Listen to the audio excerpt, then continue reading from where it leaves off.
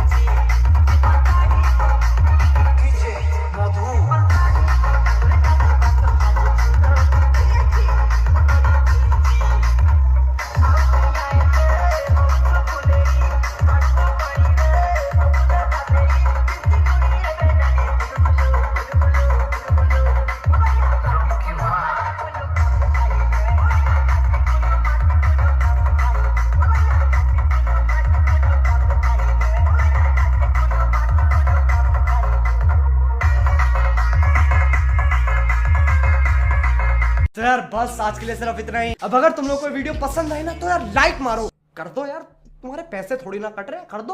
अब अगर तुम लोग नए हो तो यार सब्सक्राइब करो, वो जो लाल वाला बटन है उसके साथ मैरी गो राउंड खेलो या फिर टीपी टीपी टैप, मुझे नहीं पता, बस क्लिक हो जाना चाहिए। बाय।